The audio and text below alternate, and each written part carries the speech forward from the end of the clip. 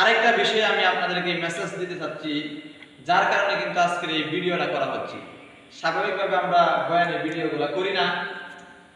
তো প্রিয় ভাইয়ের আমার, বিষয়টা হচ্ছে আমরা যে আগেকার মানুষ কিন্তু দেখবেন পুকুরে মাছ চাষ করতো না, তবুও তারা প্রতিদিন মাছ খাইত। কিন্তু এখন দেখা যায় আমাদের বিলে গেলে মাছ পাওয়া যায় না। কথায় আছে না একটা, যে লাটি মাছের ভর্তা, এটা অনেক সুস্বাদু একটা খাবার, গ্রাম বাংলার সুস্বাদু একটা খাবার ছিল। কিন্তু আজকে সারা বিল খুঁজবেন, দেখবেন লাটি মাছ পাওয়া যায় না। কারণটা কি জানেন? হাওড়া এলাকার জনগণের প্রকল্পের যেই মূল উদ্দেশ্য, তারা এই উদ্দেশ্যের মধ্যে একটা, এই বিষয়ে তারা অনেক পরিবেশের ভারসাম্য কিভাবে রক্ষা করা যায় এই বিষয়ে অনেক সচেতনতা আমরা আপনাদের কাছে পৌঁছানোর জন্য ওনারা বলে দিয়েছে।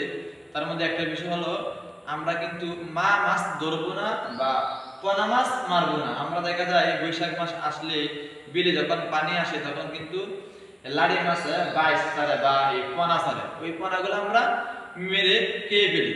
আচ্ছা আপনি একটু ভাবেন তো, একটা লাড়ি মাছের বাইশের মধ্যে 1000 মাছ সম্ভবত তারও বেশি হবে থাকে, ওই মাছগুলো আমরা মেরে ফেলি। তারপরে মনে করেন আমরা আর এই পরবর্তীতে লাঠি মাছ পাই না। আমরা যদি 1 বছর কেউ বিল থেকে ওই মাছের পোনাগুলা না মারি, তাহলে 6 মাস পরে দেখবেন বিল ভরা বড় বড় লাঠি মাছ পাওয়া যাবে।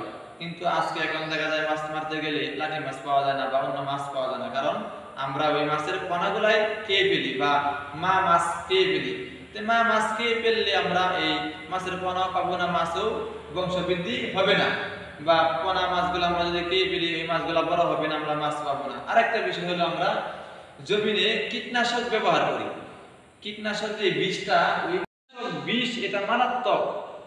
যেখানে মনে করেন মা মাছগুলা যে ডিম পারে, বৃষ্টি আসলে কিন্তু মাছ অটোমেটিক ওই ডিম থেকে হয়। কিন্তু দেখা যায় এখন জমিনে আমরা ধান চাষ করতে গিয়া যে কীটনাশক ব্যবহার করি, ওই কীটনাশকের কারণে ডিমগুলা তখনই নষ্ট হয়ে যায়, সুতরাং আমরা আর মাছ পাই না। ওই জন্য আমরা এখন মাছ বিকল্প রাস্তা কি চাষ করা, ওই চাষ করার সময় তো আমরা অনেক জাতের মাছের যে ফিট আছে, খাবারগুলো আছে, ওইগুলা অনেক শরীরের জন্য স্বাস্থ্যের জন্য ক্ষতিকর।